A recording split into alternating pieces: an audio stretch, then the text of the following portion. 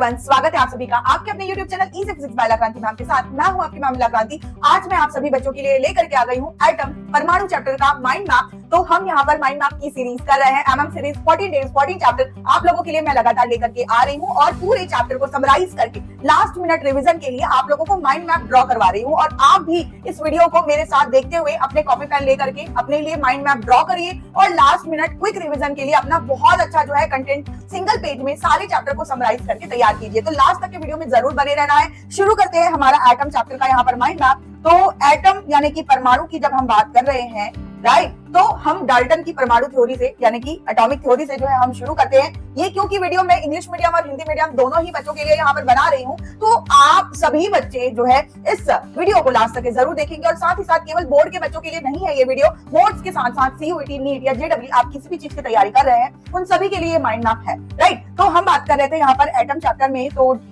जो है atomic theory Dalton की, तो हम यहाँ पर लिख लेते हैं सबसे पहली बात की डाल्टन की थ्योरी है ना, एटॉमिक थ्योरी। तो यहाँ से बेसिकली हम लोगों को जो है जो एटम के बारे में स्टार्टिंग में पता चला था। और इसके बाद जो है हम थॉमसन मॉडल के बारे में पढ़ते हैं, जिसमें बेसिकली उन्होंने बताया था कि प्लम मतलब कि क्या कहना चाहिए कि प्लम पुडिंग मॉडल के नाम से भी हम इसको जानते हैं। और बिल्कुल जो हमारा तरबूज वाटरमेलन जो होता है उसकी तरह आपके जो है इलेक्ट्रॉन और प्रोटॉन्स परमाणु के अंदर, एटम के अंदर जो है बिखरे होते हैं। ये इन्होंने अपनी थ्योरी में बताई थी। तो ये सेकंड वाला जो है आपका हो गया थॉमसन मॉडल। साइड में छोटा सा डायग्राम बना देती हूँ, ये बिल्कुल इस तरीके से है ना।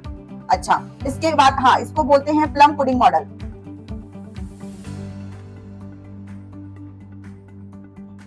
तीसरा जो है वो रदरफोर्ड की थ्योरी हम लोगों को दी गई थी, है ना। तो रदरफोर्ड जी ने एक्सपेरिमेंट किया था। तो उन्होंने क्या किया था, एक गोल्ड का लिफ्ट लिया था जिसमें उन्होंने अल्फा कण की बम्बार्डिंग कराई थी। और जब उन्होंने अल्फा कण की बम्बार्डिंग कराई थी तो हुआ क्या था कि जो सारे के सारे अल्फा कण पार्टिकल्स जो बम्बार्डिंग कराए गए थे वो जो है आपके मतलब कि क्या कहना चाहिए कि न्यून कोण बनाते हुए या फिर सीधा जो है आगे बढ़ गए थे। सिर्फ एक बीच का छोटा सा पार्ट है वो पूरा जो है 180 डिग्री से क्या हो जा रहा था, प्रकीर्णित होकर के वापस लौट जा रहा था। इसका मतलब उन्होंने ये बताया था कि परमाणु यानी कि एटम की जब हम बात करते हैं तो उसका जो बीच का जो पार्ट है वही हिस्सा केवल जो है मतलब कि एक ऐसा हिस्सा होता है जहां पर प्रोटॉन्स प्रेजेंट होते हैं, मतलब कि वो नाभिक जिसका नाम दिया गया है ना। रदरफोर्ड की थ्योरी से इसके बारे में हम लोगों को पता चला था, क्योंकि अल्फा कण जो है वो आपके पार्टिकल्स पॉजिटिव चार्ज पार्टिकल्स होते हैं। और क्योंकि मतलब कि जब हम किसी गोल्ड लिफ्ट में बहुत सारे उसके एटम्स हैं तो वहां पर जो है हम क्या कर रहे हैं, अल्फा कण की जब बम्बार्डिंग करा रहे हैं तो केवल बीच के हिस्से मतलब कि नाभिक वाले हिस्से से ही आपके जो अल्फा पार्टिकल है वो 180 डिग्री प्रकीर्णित होकर के रिटर्न लौट रहे हैं और बाकी एरिया से नहीं लौट रहे हैं। मतलब कि बाकी एरिया जो है वो ऋणात्मक हिस्सा है, बीच का हिस्सा नाभिक का हिस्सा जो धनात्मक हिस्सा। तो यहाँ से हम लोगों को परमाणु के बारे में पता चला था, राइट। तो इस तरीके से जो है हम यहाँ पर डायग्राम देख लेते हैं। ये हम लोगों ने देखा था, ये बीच का नाभिक का हिस्सा उन्होंने बताया था हमें। और ये इस तरीके से सारे के सारे जो है यूं इस तरीके से आगे जा रहे थे, केवल ये बीच का हिस्सा। अच्छा, 8000 में से एक जो है पार्टिकल्स वही केवल विक्षेपित हो रहे थे। मतलब कि जो नाभिक का साइज है वो बहुत ज्यादा छोटा है, 10 की घात -15 मीटर, मतलब कि एक फर्मी के बराबर साइज का है ये नाभिक का साइज ना। ये लिख लेते हैं, ये जो नाभिक है वो 10 की घात -15 मीटर, मतलब कि एक फर्मी हम इसको कहते हैं। और इतने छोटे साइज का होता है। और जो द्रव्यमान यानी कि मास जो है वो सारा का सारा जो है नाभिक पर ही केंद्रित होता है। किसी भी परमाणु का पूरा द्रव्यमान कहाँ पर केंद्रित होता है, नाभिक पर केंद्रित होता है। तो ये हम किसके बारे में बात कर रहे हैं, रदरफोर्ड के परमाणु मॉडल के बारे में,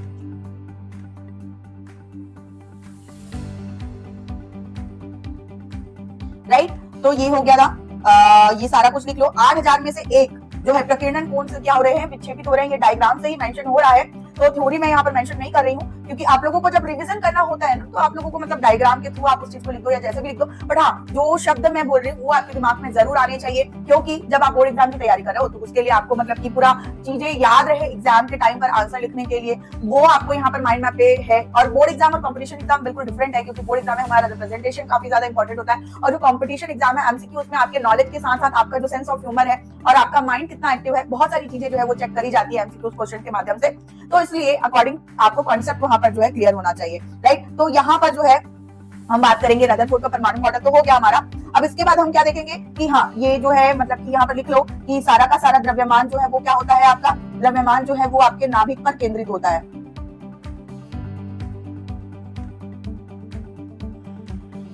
राइट। लिख लिया हमने। अच्छा, अब इसके बाद जो है इसमें कमी क्या थी, ठीक है। तो इसकी कमी आप लिख लीजिए कि जब हम यहाँ पर रदरफोर्ड के परमाणु मॉडल की बात कर रहे हैं, एटॉमिक मॉडल की बात कर रहे हैं, तो यहाँ पर जो है इसके स्थायित्व की, किसी भी परमाणु या फिर एटम के स्थायित्व की व्याख्या नहीं करी गई है, और साथ ही साथ जो है मतलब कि किसी भी परमाणु के स्पेक्ट्रम के बारे में व्याख्या नहीं करी गई है। जो आगे चल करके जो बोर मॉडल हम लोगों को मिला वहां पर जो है व्याख्या की गई थी। तो आप जो है इसकी कमी लिख लो, क्योंकि आपको डेफिनेटली ऑप्शनल क्वेश्चन में पूछ सकता है कि क्या क्या जो है कमी थी। आपको 3-4 ऑप्शन दे देगा, उसमें बोल देगा कि स्थायित्व की कमी थी, और स्थायित्व मतलब स्टेबिलिटी की व्याख्या नहीं करी गई थी, एक्सप्लेनेशन नहीं दिया गया था, और किसी भी परमाणु स्पेक्ट्रम की व्याख्या नहीं की गई थी। तो ये 2 चीजें हैं। आपको मान लो 4 ऑप्शन दिया, 2 ऑप्शन में ये दे दिया, चौथा ऑप्शन ये दे दिया कि बी और सी दोनों, ठीक है। तो इस तरीके से भी आपको ऑप्शन पूछ सकता है। तो लिख लो यहाँ पर स्थायित्व की व्याख्या नहीं की गई है, और साथ ही साथ परमाणुवीय स्पेक्ट्रम की व्याख्या नहीं है, राइट। तो ये हम लोगों ने मेंशन कर लिया। इसके बाद हमको 4th नंबर पे जो है बोर मॉडल के बारे में पता चलता है। 4th नंबर में हम यहाँ पर लिख लेते हैं बोर मॉडल।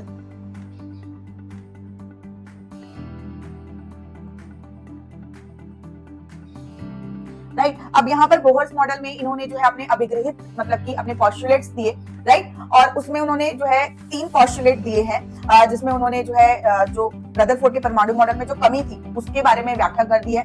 इन्होंने जो है यहाँ पर परमाणु स्पेक्ट्रम की भी व्याख्या कर दी है, और बेसिकली इन्होंने क्या बताया है कि जो हमारा परमाणु होता है उसका जो कोणीय संवेग है वो आपके NH/2 के बराबर होता है। n वहां पर जो है ऑर्बिट की संख्या आप लोगों को यहाँ पर बताई गई है, ये मैं लिख के आपको बता देती हूँ, mvr = NH/2, राइट। तो ये बोर के पॉस्टुलेट और अभिग्रहित के बारे में आपको यहाँ पर पूछा जा सकता है।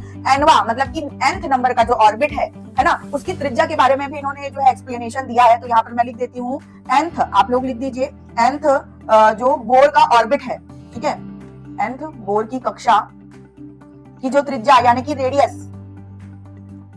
ठीक है, ये हम लोगों को दिया गया कितना, Rn = ε0h², और अपॉन में ये है हमारे पास पाई m e² और ये n²/z, राइट। z जो है यहाँ पर परमाणु क्रमांक, एटॉमिक नंबर है डेफिनेटली, और बेसिकली यहाँ पर आप देख सकते हैं कि h जो है वो प्लांक कांस्टेंट, ε0 भी हमारा जो है कांस्टेंट वैल्यू है, परमिटिविटी है ना, और यहाँ पर पाई भी हमारा कांस्टेंट है, m जो है आपके इलेक्ट्रॉन का मास है, और इलेक्ट्रॉन जो है आपका इलेक्ट्रॉन डेफिनेटली आपका इलेक्ट्रॉन, उसे वहां पे हम आवेश की वैल्यू लिखेंगे। अब क्योंकि अगर हम क्या करते हैं कि ये सारे कांस्टेंट वैल्यू को अगर हम सॉल्व करते हैं तो यहाँ पर जो हम लोगों को वैल्यू मिलती है वो मैं आप लोगों को लिख देती हूँ 0.53 और n का वर्ग अपॉन z, और ये आपका जो वैल्यू है एंगस्ट्रॉम, ये लेंथ यानी कि लंबाई को मेजर करने का यूनिट है डेफिनेटली, क्योंकि एंगस्ट्रॉम 1 एंगस्ट्रॉम = 10⁻⁻⁰ मीटर जो है हमारे पास होता है। तो यहाँ से बोर ने क्या किया था कि जो ऑर्बिट्स होते हैं उनके रेडियस के बारे में एक्सप्लेनेशन दिया था, और रेडियस के साथ साथ जो है इन्होंने वेलोसिटी का भी एक्सप्लेनेशन दिया है। तो ये भी मैं आप लोगों को यहाँ पर लिख देती हूँ, और इसके लिए हम इसको कर लेते हैं एडजस्ट थोड़ा।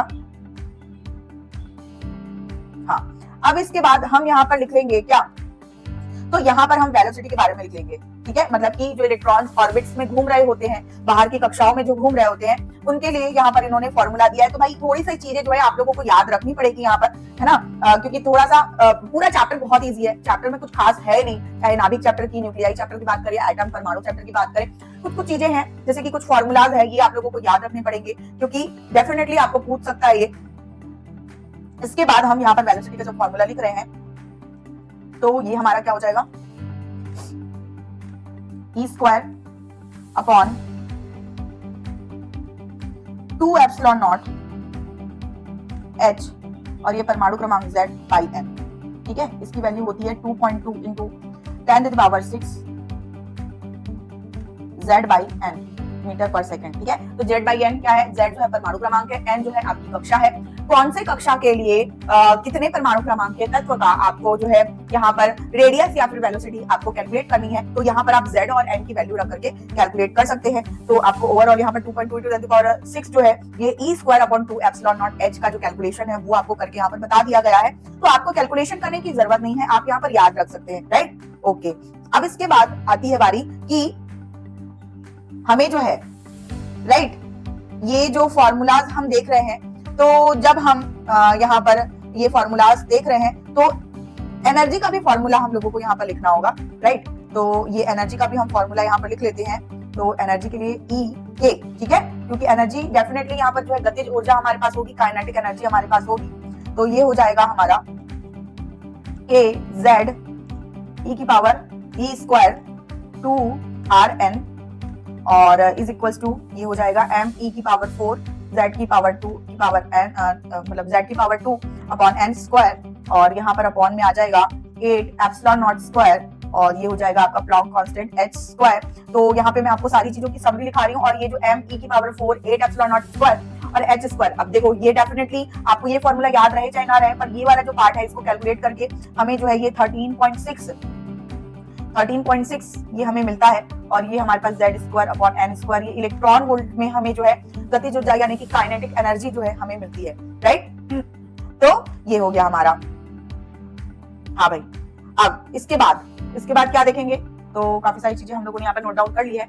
ये जो पार्ट है हमारा इसको भी हम थोड़ा सा एडजस्ट कर लेते हैं, क्योंकि आप लोग भी अगर बना रहे हो मेरे साथ साथ बना रहे हो तो ध्यान रखना कि आप जो पेज है एक बार बनाने से नहीं होगा, डेफिनेटली एक बार अगर आप मेरे साथ बना रहे हो तो आप कम से कम 1 से 2 बार आप बना करके प्रैक्टिस करो, तो आपका रिवीजन भी हो जाएगा। और जो बना हुआ पेज है, एक पेज को तो आप जो है दीवार पे चिपका दो, सीधी सी बात है जो, और बाकी जो दूसरा पेज है वो आप अपनी कॉपी में ही रहने दो और उसको जो है आप अपनी कॉपी में रखो, ताकि आप कहीं जाओ तो साथ में उसको रिवीजन के लिए ले जा सको। अगर मैं अपनी बात करूं तो जब मैं कंपटीशन एग्जाम की तैयारी कर रही होती थी तो मेरे पास जो है ना एक कॉपी में सारे सब्जेक्ट का शॉर्ट नोट होता था, राइट। तो वहां पर जो है क्योंकि थोड़ा सा मैं चीजों को डिटेल में रखती थी तो वो एक हैंडबुक जैसा मेरे पास रहता था, तो चैप्टर का पूरा डिटेल थ्योरी में उसमें और मतलब सारा कुछ फॉर्मूला वगैरह सब कुछ मेरा लिखा होता था। तो एक नहीं तो 2 पेज 3 पेज में मेरा पूरा चैप्टर कंक्लूजन, मतलब कि एक पतली कॉपी आपके पास होनी चाहिए अगर आप एग्जाम कंपटीशन एग्जाम की तैयारी कर रहे हैं तो खासकर। और उस पतली कॉपी में केवल एक सब्जेक्ट नहीं, जैसे कि 14 चैप्टर आपके 12th क्लास के हो गए, है ना, अगले 14-15 चैप्टर आपके मान लो 11th क्लास के हो गए, तो आपके 30 से मान लो 40 पन्नों में आपका क्या हो गया, फिजिक्स का हो गया।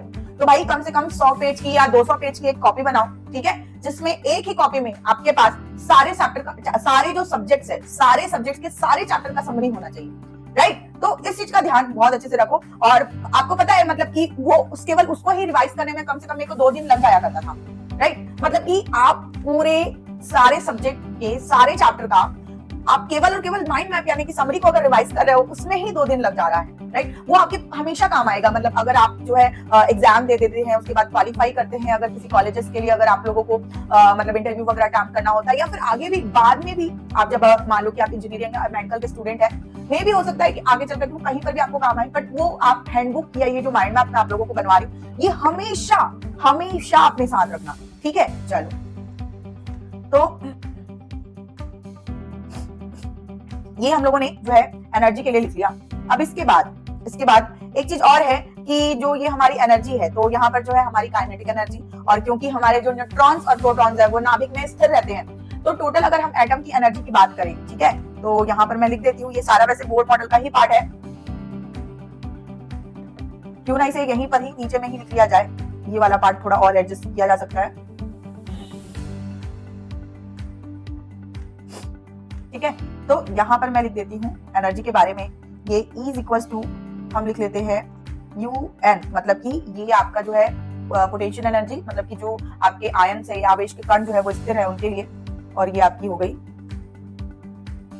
Kinetic energy is equal to ये हो जाएगा -KZ E square upon 2RN, और ये हो गया -13.6 13.6 Z square upon N square electron volt, ठीक है। और क्योंकि जो आपकी पोटेंशियल एनर्जी है वो डेफिनेटली हाफ ऑफ क्या है आपकी काइनेटिक एनर्जी, ये इस तरीके से, ठीक है। तो एक से ये सारी चीजें यहाँ पर जो है मेंशन कर दी गई है। अब बोर मॉडल की जो कमी की अगर हम बात करें कि इसमें कमी क्या रह गई, तो भाई क्योंकि इन्होंने एक से अधिक इलेक्ट्रॉन वाले जो हमारे एटम्स हैं उसके लिए किसी भी तरीके से स्पेक्ट्रम की व्याख्या नहीं करी है, इन्होंने केवल और केवल हाइड्रोजन यानी कि एक इलेक्ट्रॉन वाले एटम के लिए स्पेक्ट्रम की व्याख्या करी है, जो हम लोगों को इस चैप्टर में पढ़ना है। तो ये हमारे बोर मॉडल की कमी है, राइट। तो ये बोर मॉडल की कमी भी हम यहाँ पर लिख लेते हैं।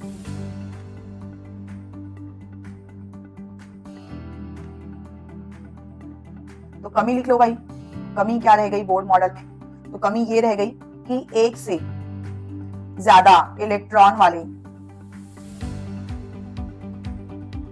एटम उसका नो एक्सप्लेनेशन, है ना। बेसिकली हम लोग यहाँ पर अपनी लैंग्वेज में लिख रहे हैं क्योंकि आपका ये माइंड मैप आपकी अपनी कॉपी आपके अपने रिवीजन के लिए है, तो डेफिनेटली मैं आप लोगों को यही सजेस्ट करूंगी कि आप चीजों को जो है अपने लैंग्वेज में मेंशन करें और ताकि आप उसको याद रख सकें, है कि नहीं। अब इसके बाद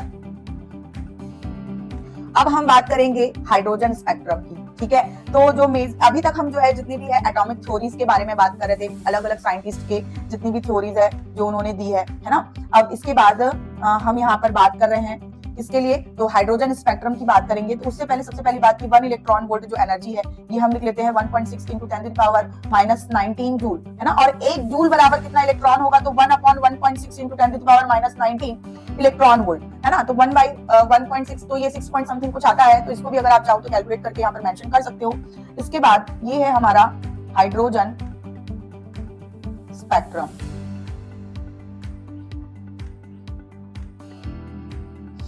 ठीक है। चलो, तो हाइड्रोजन स्पेक्ट्रम बेसिकली होता क्या है, बहुत ही इजी है। यहाँ पर जब हम हाइड्रोजन गैस को क्या करते हैं, किसी एक बंद ट्यूब में गर्म करते हैं, है ना। और गर्म करने पर वहां पर से क्या होता है कि विकिरण उत्सर्जित होते हैं, क्योंकि हम लोगों ने बाह्य ऊर्जा दी, बाहर से ऊर्जा दी, तो उसकी वजह से होता क्या है कि बेसिकली जब बोर ने परमाणु मॉडल के बारे में समझाया, तो यहाँ पर मैं थोड़ा सा आप लोगों को समझा देती हूँ कि उन्होंने जो है क्या बताया कि मान लो कि ये हमारा परमाणु का नाभिक है और नाभिक के चारों तरफ जो है ऑर्बिट्स यानी कि कक्षाएं होती है। ये जो कक्षाएं हैं इनको हम n कक्षाएं बोलते हैं, 1 2 3 4 करके जो है होता है। और इन कक्षाओं में जो है इनका एटॉमिक नंबर कितना है उसके अकॉर्डिंग जो है 2 8 और 18 किस तरीके से जो है इलेक्ट्रॉन्स का जो है यहाँ पर वितरण किया जाता है, उसके अकॉर्डिंग इलेक्ट्रॉन्स जो है यहाँ पर ऑर्बिट में घूमते रहते हैं। तो आप लोगों ने केमिस्ट्री में ये सारी डिटेल्स पढ़ी होगी, आप लोगों को बहुत अच्छे से पता होगा। लेकिन जब हम हाइड्रोजन स्पेक्ट्रम की बात करते हैं तो क्योंकि जो हमारा हाइड्रोजन है वो एक इस तरीके का तत्व है कि इसका जो है केवल एक ही इलेक्ट्रॉन इसके एक ही कक्षा में रहता है, राइट। पर कक्षाएं दूसरी तीसरी चौथी भी है। तो जब हम क्या करते हैं कि किसी बंद ट्यूब में हाइड्रोजन गैस को गर्म करते हैं, तो हाइड्रोजन गैस को गर्म करने से मतलब कि क्या होता है कि बाह्य ऊर्जा इस इलेक्ट्रॉन को मिलती है, राइट। अब ये हर एटम में होगा, मतलब कि केवल और केवल हाइड्रोजन के स्पेक्ट्रम में होंगे, जितने भी तत्व मौजूद है पूरी दुनिया में उन सबके स्पेक्ट्रम्स होते हैं। बेसिकली हम यहाँ पर बोर के मॉडल में केवल और केवल हाइड्रोजन के स्पेक्ट्रम के बारे में स्टडी कर रहे होते हैं। तो जब हम यहाँ पर बाह्य ऊर्जा देते हैं तो बेसिकली होता क्या है कि ये जो पहली कक्षा जो है वो मूल अवस्था होती है, इसकी मूल ऊर्जा स्तर होता है। तो एक्साइटेड होकर के ये है ना, एक्साइटेड होकर के जो है ये इलेक्ट्रॉन जो है अपनी कक्षा को छोड़ करके ऊपर वाले एनर्जी लेवल में यानी कि ऊर्जा स्तर में क्या करता है, चला जाता है। पर उसको रियलाइज होता है कि भाई ये मेरी ऊर्जा स्तर नहीं है, तो थोड़ी देर बाद वो क्या है एक्साइटेड होकर चला तो जाता है, लेकिन वो वापस भी आ जाता है, ठीक है। तो अपनी पहली कक्षा में वापस भी आ जाता है। मतलब कि होता है कि जैसे कि मैं आप लोगों को कहीं पर पढ़ा रही हूँ, तो क्लास में बैठे बैठे आप लोगों को क्लास में पढ़ना चाहिए, पर मान लो कि किसी का अचानक कॉल आ गया, है ना, या तो आपके दिमाग में कुछ ऐसा हो गया जिसको बच्चे आजकल जोन आउट का नाम देते हैं। तो थोड़ी देर के लिए क्या होता है कि आप क्लास में ध्यान लगाना छोड़ करके कहीं किसी और दुनिया में चले जाते हो, फोन अटेंड कर लेते हो या जो भी कर लेते हो। तो थोड़ी देर के लिए आप क्या होते हो, जोन आउट हो जाते हो, क्योंकि बाहर से आपको एनर्जी मिली, बाह्य ऊर्जा मिली, जोन आउट हो गए। वापस से फिर थोड़ी देर बाद आपको रियलाइज होता है कि अरे यार मेरे को तो पढ़ाई करनी थी, मैं तो मैम की क्लास अटेंड कर रही थी, माइंड मैप बना रही थी। तो वापस से आप क्या करते हो कि वापस से अपनी मूल अवस्था में जो आपका बेसिक लेवल है आप वहां पर जो है आ जाते हो वापस। तो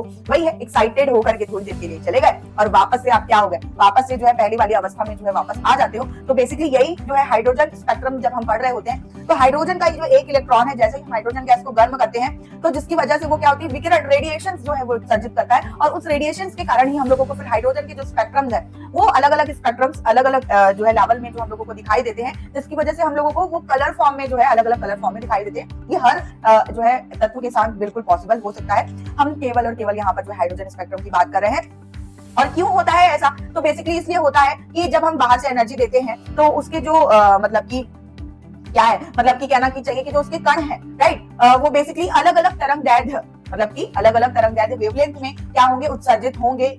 इस वजह से फिर वो क्या करते हैं, स्पेक्ट्रम रिलीज करते हैं। और बेसिकली आप लोगों ने अभी तक जो विकिरण के बारे में जाना था, तो प्रिज्म से जब हम लाइट रे गुजारते हैं तो वहां पर जो है जिस तरीके से स्पेक्ट्रम हम लोगों को मिलती है, बिल्कुल उसी तरीके से यहाँ पर बाहर से एनर्जी देने की वजह से, बाहर से एक्साइटेशन देने की वजह से यहाँ पर जो है अपने जो मूल अवस्था है, बेसिक लेवल है, उसको छोड़ करके वो अपने जो है हाई एनर्जी लेवल में या कहीं पर ट्रांसफर हो जाता है, राइट। जैसे कि मान लो कि ये पहली कक्षा है, तो पहली कक्षा की एनर्जी E1 और दूसरी कक्षा की एनर्जी E2। और ये जो फॉर्मूला हम लोगों ने यहाँ पर पढ़ा था, तो ये बेसिकली इसीलिए ही पढ़ा था, n जो है यहाँ पर ऑर्बिट यानी कि कक्षा की वैल्यूज होती है, जिसके अकॉर्डिंग जो है हम लोग क्या करते हैं, इसके अकॉर्डिंग जो है डिफरेंट एनर्जी लेवल की वैल्यूज निकालते हैं। जैसे कि अगर मान लो कि ये वाला जो फॉर्मूला मैं आप लोगों को बताई हूँ, यहाँ पर अगर आप, क्योंकि परमाणु क्रमांक Z=1 होता है हाइड्रोजन के लिए, n की वैल्यू पहली कक्षा के लिए अगर आप 1 रख दोगे तो आपको जो एनर्जी की जो वैल्यू है, एक्साइटेशन यानी कि उत्सर्जन ऊर्जा की जो वैल्यू है, वो आपको -13.6 इलेक्ट्रॉन वोल्ट जो है मिलती है, राइट। अब इसके बाद मान लो कि यहाँ पर जो हाइड्रोजन स्पेक्ट्रम बन रहा है, ठीक है, तो यहाँ पर एक थ्योरी लिख लो कि एक बंद ट्यूब में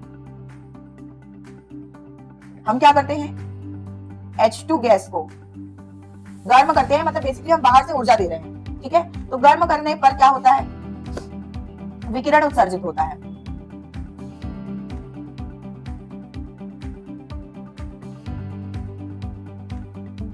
ठीक है, तो जैसे कि जिसे प्रिज्म से गुजारने पर विभिन्न तरंगदैर्घ्य के अवयव प्राप्त होते हैं ना, बिल्कुल उसी तरीके से। तो इसको अगर हम क्या करेंगे, ये जो उत्सर्जन हो रहा है इसे हम क्या करेंगे, प्रिज्म से गुजारेंगे।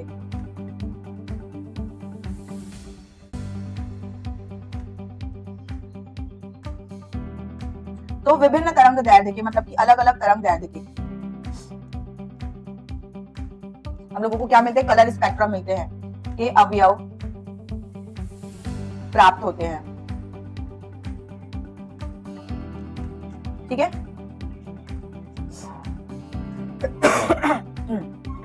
तो यहाँ पर ये जो तरंगदैर्घ्य के लिए जो मेन फॉर्मूला होता है, जो आप लोगों को बहुत ज्यादा यूजफुल होता है, ये होता है R1/ni स्क्वायर माइनस 1/ ये NF स्क्वायर। ठीक है, जहाँ पर डेफिनेटली ये जो n है, NF है जो आपकी फाइनल ऊर्जा स्तर, मतलब जिस कक्षा में जिस ऑर्बिट में गया है उसकी वैल्यू है, और NI मतलब कि इनिशियल जो है उसकी ऊर्जा स्तर, मतलब कि कौन से ऊर्जा स्तर से, मतलब कौन से ऊर्जा स्तर में हम लोगों को मिली है उसकी वैल्यू है। और इसी के आधार पर फिर अलग अलग वैज्ञानिकों ने जो है अलग अलग श्रेणियों के नाम दिए, जिसको लाइमन श्रेणी, बामर श्रेणी, पार्शन श्रेणी जो है कहा जाता है। और ये इसके आधार पर फिर इन्होंने क्या किया कि अलग अलग जो मतलब यहाँ पर विभिन्न तरंगदैर्घ्य के जो अवयव है वो जब गिरते हैं तो बेसिकली अलग अलग जो रेंज में गिरते हैं। जैसे कि अगर मैं बात करूं पहली लाइमन श्रेणी, मतलब कि लाइमन साइंटिस्ट का नाम है जिन्होंने इसके बारे में बताया, तो बेसिकली अलग कलर, डेफिनेटली अलग तरंगदैर्घ्य के हैं तो इनकी कलर स्पेक्ट्रम भी होंगे। तो यूवी यानी कि पराबैंगनी रेंज में ये जो है आती है। इसको जो है हम क्या करते हैं, लाइमन के नेम से जानते हैं। तो यहाँ पर जो है इसको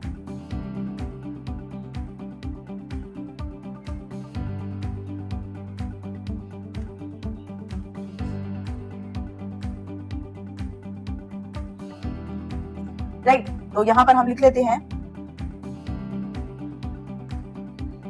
क्या, कि पहली वाली श्रेणी लाइमन, ये हमें कहां पर मिलती है, तो बेसिकली लाइमन श्रेणी में जो है हमें यूवी यानी कि पराबैंगनी रेंज की जो है स्पेक्ट्रम मिलती है। ये याद रखना पड़ेगा डेफिनेटली आपको। और यहाँ पर बेसिकली लाइमन श्रेणी का मतलब ये है, डेफिनेटली इसके लिए जो है आप लोग एक डायग्राम बनाते हो यू किस तरीके से, तो ये डायग्राम आप लोगों को यहाँ पर माइंड मैप में बनाने की जरूरत नहीं है। मतलब कि लाइमन श्रेणी मतलब कि पहली वाली ऑर्बिट में जब आप लोगों को बाकी जितनी भी ऊर्जा स्तर है, डिफरेंट जिस भी ऊर्जा स्तर से आए पर आ करके वो पहली वाली ऊर्जा स्तर पे ही गिरेगी, तो उसको हम जो है यहाँ पर लाइमन श्रेणी के नाम से जानते हैं। और जो कि जो है यूवी रेंज यानी पराबैंगनी रेंज की जो है हमको स्पेक्ट्रम रिलीज करके देती है। और इसके लिए जो है एन की जो वैल्यू है डेफिनेटली पहली कक्षा में ही आता है। और कहाँ से आता है, तो ये हो सकता है कि दूसरी कक्षा से आए, तीसरी कक्षा से आए, चौथी कक्षा से आए, पांचवी, यानी किसी भी कक्षा से जो है आ सकता है। और बेसिकली यहाँ पर जो है आप लोग तरंगदैर्घ्य का जो रेंज है वो भी मेंशन कर लीजिए, ये है 912 एंगस्ट्रॉम और मैक्सिमम वैल्यू है आपकी ये 1216 एंगस्ट्रॉम। तो हो सके तो आप लोग अगर इसको याद रख पाओ तो याद रख लेना, नहीं तो एटलीस्ट ऊपर की चीजें जरूर याद रखना। बेसिकली जो ऊपर में मैंने ये फॉर्मूला आप लोगों को लिख करके दिखाया है ना, इसी की वजह से जो है आप लोगों को ये मिलता है ना। ये हो गया। अब इसके बाद सेकंड वाला जो है वो आपका बामर श्रेणी, जो आपको दृश्य क्षेत्र में मिलता है ना। मतलब कि बेसिकली यहाँ पर जो है बामर श्रेणी मतलब कि जो दूसरा ऑर्बिट होता है सेकंड वाली कक्षा में जो है तीसरी, चौथी, पांचवी, मतलब क्योंकि उच्च ऊर्जा स्तर से ही निम्न ऊर्जा स्तर में आएगी बेसिकली। तो यहाँ पर जो है सारी की सारी जो है हम यहाँ पे लिख लेते हैं NF इक्वल्स टू 3 4 5 6 7 की ही होंगी ये सारी की सारी, और ये आएगी। इसके लिए जो है आपका तरंगदैर्घ्य का जो रेंज है लैम्डा मिनिमम, ये आपका होता है 3648 एंगस्ट्रॉम। और जो मैक्सिमम रेंज होता है, कभी कभी आप लोगों को ये भी पूछ देता है कंपटीशन एग्जाम में ऑप्शंस में, राइट। और अगर मान लो कि ये आप जो है अगर मान लो बोर्ड एग्जाम अटेम्प्ट कर रहे हो तो बोर्ड एग्जाम के लिए तो मतलब कि ये 5 नंबर का सवाल है जो डेफिनेटली आपको पूछा जा सकता है, तो उसके लिए भी आप प्रिपेयर कर सकते हो। यहाँ पर पार्शन श्रेणी, और पार्शन श्रेणी में जो है अवरक्त क्षेत्र में हमें स्पेक्ट्रम प्राप्त होती है, अवरक्त क्षेत्र में। और बेसिकली यहाँ पर जो है आपका जो कहना चाहिए कि जो रेंज होती है, कक्षा होती है, वो तीसरे स्तर मतलब तीसरे ऑर्बिट में सारी की सारी किरणें आकर के गिरती है। और लास्ट में मैं आप लोगों को डायग्राम से बता दूंगी, बेहतर होगा कि आप लोगों को फिर याद रहेगा। ये सारा कुछ मुझे आप लोगों को लिख करके समझाना पड़ेगा ही। तो ये आपका 8208 एंगस्ट्रॉम और लैम्डा मैक्स इक्वल्स टू आपका क्या हो जाएगा 18761 एंगस्ट्रॉम। मतलब इस तरीके से बहुत ज्यादा यहाँ पर जो है आपकी तरंग दैर्ध्य की वैल्यू बढ़ चुकी है। और फोर्थ जो है आप लोगों को ब्रैकेट श्रेणी, अब ये सारे के सारे साइंटिस्ट अलग अलग रेंज के स्पेक्ट्रम के बारे में मतलब अलग अलग साइंटिस्ट ने यहाँ पर दिया है। तो बेसिकली हाइड्रोजन स्पेक्ट्रम की जो थ्योरी है बोर के परमाणु मॉडल के अभिग्रहित से शुरू होती है और उसके बाद बहुत सारे साइंटिस्ट का यहाँ पर योगदान रहा है। आप जैसे देख सकते हैं ब्रैकेट श्रेणी ये आपका हो गया और ये भी आपका अवरक्त क्षेत्र, मतलब इसके बाद जितने भी हैं वो आपके अवरक्त क्षेत्र यानी कि इंफ्रारेड वाले क्षेत्र में ही जो है आते हैं। और यहाँ पर जो है फोर्थ ऑर्बिट में ये सारे के सारे जो है उच्च ऊर्जा स्तर मतलब कि 5वें 6वें 7वें 8वें या फिर मतलब कि कितनी भी कक्षा हो सकती है उस ऊर्जा स्तर से फोर्थ श्रेणी में जब आकर देते हैं तो वो ब्रैकेट श्रेणी में आते हैं और सारे के सारे अवरक्त रेंज में। ठीक है, इसके बाद ये आपका हो गया। इसके लिए जो लैम्डा की वैल्यू होती है, लैम्डा मिनिमम की वैल्यू 14592 एंगस्ट्रॉम से लेकर के मैक्सिमम वैल्यू जो होती है 40533 एंगस्ट्रॉम तक की होती है। और फिफ्थ जो है वो आपका फुंड श्रेणी है और फुंड श्रेणी में आपका जो है ऊर्जा स्तर n initial is equal to 5 मतलब कि 5वें ऊर्जा स्तर में आता है, 6ठे 7वें 8वें ऑर्बिट से जो है आपका आता है। और यहाँ पर ये लैम्डा मिनिमम की जो वैल्यू है वो होती है 23580 एंगस्ट्रॉम और लैम्डा मैक्सिमम की वैल्यू होती है 74618 एंगस्ट्रॉम। ठीक है, अच्छा तो ये हो गया। और यहाँ पर जो है इसको भी हम जो है थोड़ा एडजस्ट कर लेते हैं। ठीक है, तो क्योंकि आप लोग तो कॉपी में लिखोगे, आप लोगों को लिखना थोड़ा बेहतर इजी होगा, मुझे थोड़ा सा यहाँ पर डिजिटल मीडिया में लिखने में थोड़ा सा दिक्कत हो जा रहा है, पर कोई बात नहीं।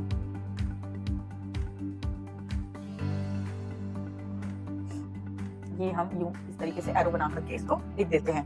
ठीक है, तो ये हो गया। अच्छा, अब इसके बाद जो है हम ऊर्जा स्तर की बात करेंगे। किसकी बात करेंगे हम इसके बाद? तो इसके बाद हम ऊर्जा स्तर की बात कर रहे हैं और यहाँ पर ऊर्जा स्तर के लिए सबसे पहले हम तो लिख लेते हैं ऊर्जा स्तर।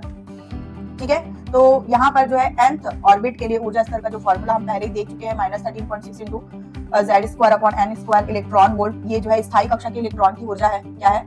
स्थायी कक्षा के इलेक्ट्रॉन की ऊर्जा। ठीक है, जब ये अपने ऊर्जा स्तर को छोड़ करके ऊपर वाले ऊर्जा स्तर में चली जाती है, मतलब पहली कक्षा को छोड़कर अगर मान लो कि दूसरी ऊर्जा स्तर में चली गई है ना, तो उसके अकॉर्डिंग जो है हम यहाँ पर n की वैल्यू जो रख करके यहाँ पर निकाल सकते हैं ऊर्जा स्तर। और ऊर्जा स्तर में जो डिफरेंस है, राइट, ये हम लिख लेते हैं डेल्टा E बराबर, मान लो कि दूसरी कक्षा में चली गई, पहली कक्षा की इलेक्ट्रॉन है तो E2 माइनस E1 यहाँ पर हो जाएगा, राइट। तो इसके लिए जो एनर्जी का फॉर्मूला है ये हो जाएगा आपका 13.6 और ये 1/ni² माइनस 1/nf²। और यहाँ पे ये हो गया Z² इलेक्ट्रॉन वोल्ट। इस तरीके से हम क्या कर सकते हैं, ऊर्जा स्तर में जो डिफरेंस है वो भी हम कैलकुलेट कर सकते हैं। जैसे पहले कक्षा की ऊर्जा जो है -13.6 -13.6 इलेक्ट्रॉन वोल्ट, और मान लो कि दूसरी कक्षा में चली गई तो वो -3.4 इलेक्ट्रॉन वोल्ट उसका कैलकुलेशन होता है जब हम Z और N की वैल्यू रख लेते हैं हाइड्रोजन परमाणु के लिए जब अगर हम देखें तो। ठीक है, तो उस तरीके से अलग अलग के लिए भी यहाँ पर कैलकुलेट किया जा सकता है। और इसके बाद जो है एक्साइटेशन पोटेंशियल, डेफिनेटली जब वो बाह्य एनर्जी की वजह से, है ना, बाह्य ऊर्जा की वजह से, बाहर की ऊर्जा की वजह से, एक्सटर्नल एनर्जी की वजह से अपने ऊर्जा स्तर को मूल अवस्था को छोड़कर के ऊपर वाले ऊर्जा स्तर में जब वो चली जाती है तो डेफिनेटली वो वहां पर उसका उत्तेजन विभव यानी कि एक्साइटेशन पोटेंशियल भी होता है। तो उसके लिए भी हम यहाँ पर फॉर्मूला लिख लेते हैं।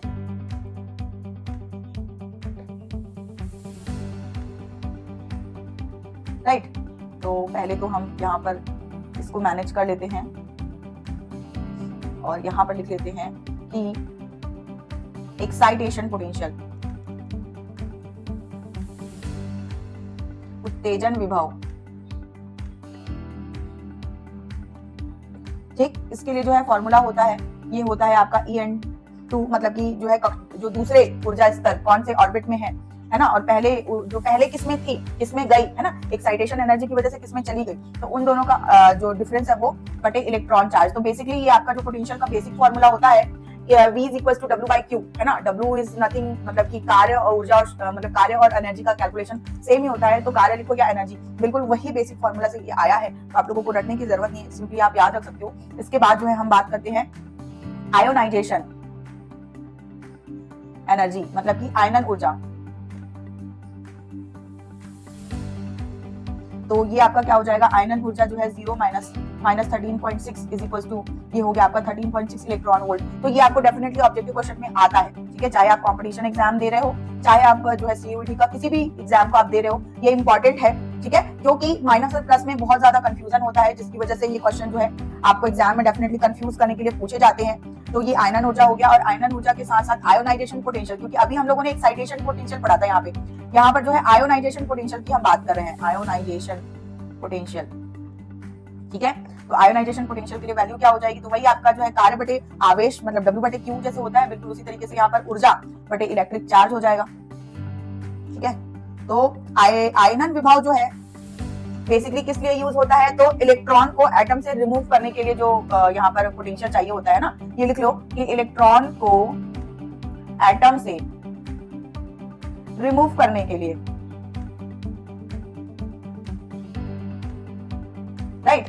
तो ये हो गया हमारा, तो लगभग आप लोगों का कंप्लीट हो गया है। लास्ट में मैं बस आप लोगों को जो है ये जो स्पेक्ट्रम है, हाइड्रोजन स्पेक्ट्रम के लिए जो डायग्राम है वो भी मैं आप लोगों को जरूर बता देती हूँ, ठीक है। तो डायग्राम यहाँ पर साइड में मैं आप लोगों के लिए बना दे रही हूँ बेसिकली,